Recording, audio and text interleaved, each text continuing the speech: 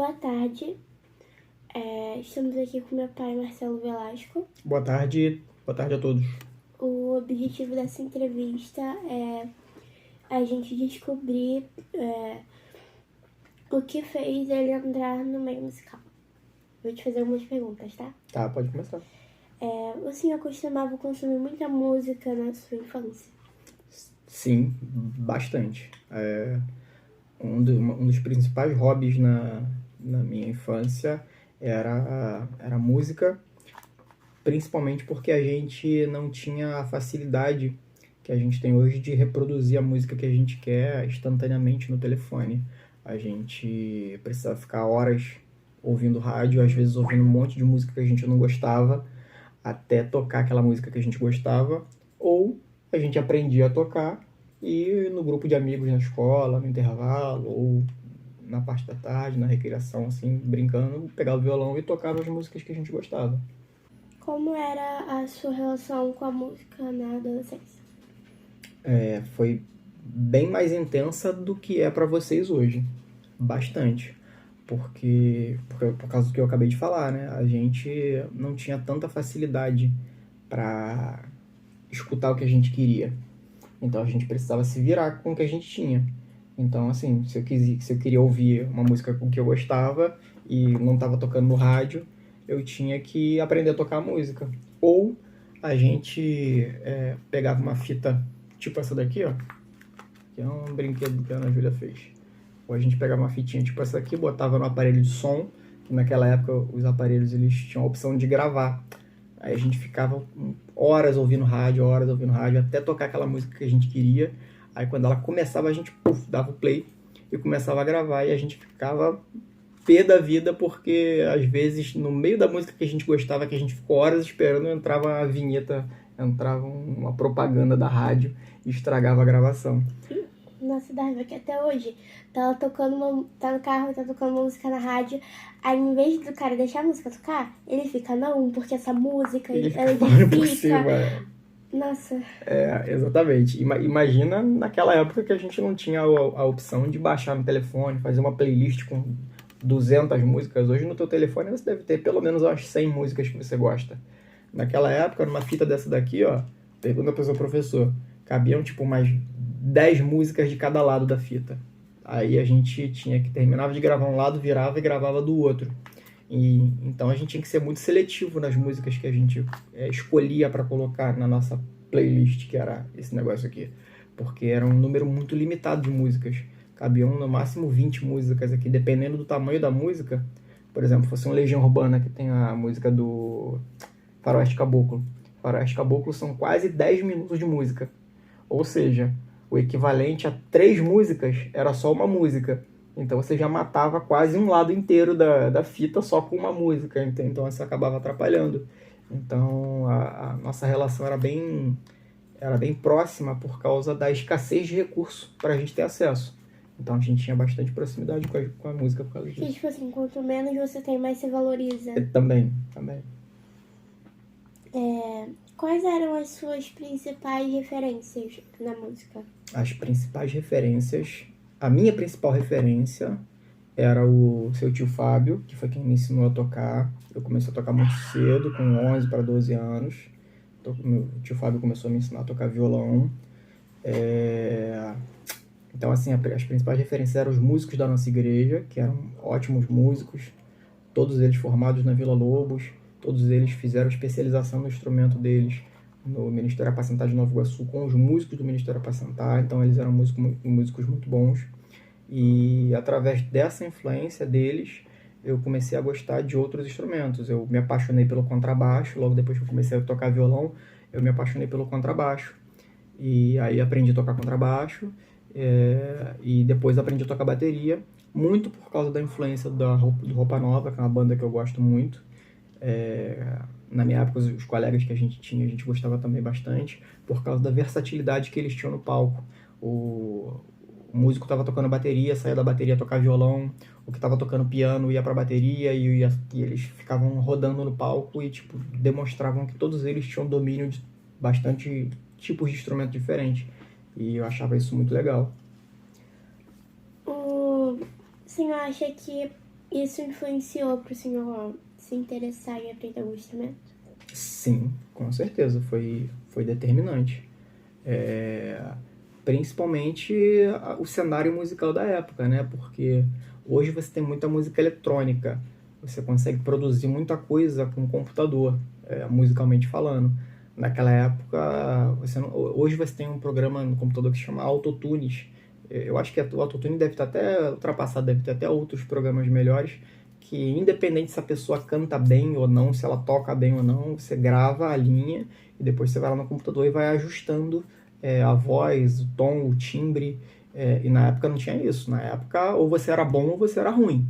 Então, assim, a pessoa para ser musicista, para ser músico, para ser instrumentista, ele tinha que se dedicar bastante. O cara que tocava o mais fraco, ele já era muito bom comparado ao que se tem hoje, por causa da dedicação que você tinha que ter, porque você não podia errar. A gravação antigamente ela era, como eu mostrei a fita aqui, quando você começava a gravar, você não tinha como, não era um arquivo digital que você apagava e fazia de novo, que nem a gente está gravando agora, já fez vários takes. Naquela época você errou, você estraga um material muito grande, então assim, você tinha que ser muito bom, entendeu? O senhor acha que sem esse tipo de influência, o senhor teria se interessado em tocar? Essa é uma resposta difícil de dar, porque eu não tenho a experiência de não ter tido essas referências, entendeu? Foram elas que me trouxeram até aqui.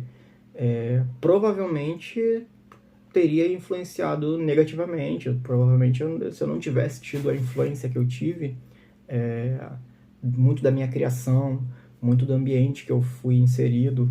O seu avô, ele é regente de coral, a sua tia Lene, ela canta muito bem, o seu tio Fábio, ele é um ótimo músico. Então, assim, a nossa família sempre foi uma família muito musicalizada. Não profissionalmente, mas assim, a gente sempre esteve envolvido com música, mesmo que seja de uma forma mais informal. Então, com certeza, o meio em que a gente estava inserido, o cenário que a gente estava inserido, colaborou muito para que a gente tocasse, para que a gente quisesse aprender a tocar. E o que o senhor acha sobre ter uma carreira musical como sua principal fonte de renda? Assim, hoje, assim, na minha época era o sonho de qualquer adolescente, né? Pô, porque os filmes da época, a cultura da época, tudo era ter uma banda, fazer sucesso e tal. Só que isso a gente sabe que é uma utopia. É muito difícil o cenário musical hoje e sempre, né? O cenário musical sempre foi um ambiente muito difícil, muito restrito.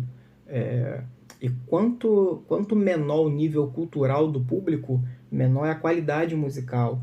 Então, assim, para uma pessoa que quer se dedicar à música hoje, é até injusto, porque ele vai se dedicar muito na música, ele vai querer ser muito bom naquilo, vai ser um músico excelente, só que infelizmente o público que vai consumir a música, ele não está preparado para apreciar uma música de qualidade, entendeu? Seria como você dar uma Ferrari para uma criança de 7 anos dirigir, entendeu? Ela não tem conhecimento suficiente para aproveitar tudo que aquilo pode oferecer. É como se a pessoa estudasse para ser como Beethoven, só que a geração de hoje só quer saber de funk, esse tipo de coisa. Sim, porque o que acontece? Quando você estuda música, você aprende sobre escala, sobre timbre, sobre campo harmônico. Então, quando você escuta uma música, você consegue identificar toda a complexidade que ela tem. Se você tem um público que não tem intimidade com a música, ele não consegue apreciar uma boa música. Então, assim, qualquer coisa, qualquer barulho que seja o mais primitivo, para ele já é entretenimento, entendeu? É como se quando você é criança, você gosta de desenhos animados dos mais bobos, Galinha Pintadinha, né? Só que conforme você vai crescendo, você vai amadurecendo, você vai adquirindo conhecimento, a Galinha Pintadinha não é mais um entretenimento suficiente para a sua maturidade, para o seu intelecto. Você precisa de entretenimento mais maduro, entendeu? Então seria como se, musicalmente, o público hoje ainda tivesse o nível intelectual de uma criança que assiste Galinha Pintadinha e que acha aquilo maravilhoso, entendeu? Quando, na verdade, música é muito além disso. Então, você tem um cenário restrito e que o público, em geral, ele, assim, não tem capacidade, a verdade é essa, não tem capacidade de aproveitar, de usufruir de algo muito complexo. Então você acaba vendo um monte de grupo, de banda bem fraca, bem esdrúxula, com uma qualidade musical muito baixa, desafinando pra caramba, errando pra caramba, e fazendo sucesso, porque é a cultura do espetáculo pelo espetáculo, entendeu? Não é a cultura da qualidade, entendeu? Eu acho que o senhor até já respondeu a pergunta, mas o senhor já se imaginou em se tornar um músico profissional? Assim, músico profissional eu nunca sonhei, não. Eu nunca levei a música a sério. Para mim, a música sempre foi um hobby, sempre foi uma diversão, sempre foi um passatempo, sempre foi um meio de namorar, porque na época as meninas elas gostavam de quem sabia tocar, entendeu? Então, viu? Então assim, a música para mim sempre foi um hobby, tanto que eu nunca quis fazer aula de música em escolas grandes de música. Eu aprendi tudo que eu sei, por isso que eu sei pouco, inclusive, em casa e com amigos, com revista. Na época a gente ia para a banca de jornal, comprava revista com cifra, ficava vendo lá as notas e aprendia dessa forma. Era muito mais difícil aprender a tocar na época que eu era adolescente do que é hoje. Hoje você digita na internet aprender a tocar e aparece um professor com 20 videoaulas do nível mais básico até o nível mais avançado. E na época não tinha. Na época, para a gente aprender sozinho, a gente tinha que ir para uma banca de jornal, comprar uma revista.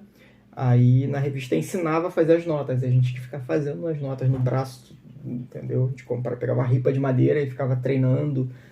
Então era assim que a gente aprendia. Igual aquele negócio que tem lá, cifra, aí aparece um desenho, que tem o negócio, as cordinhas, a bolinha assim. É isso aí.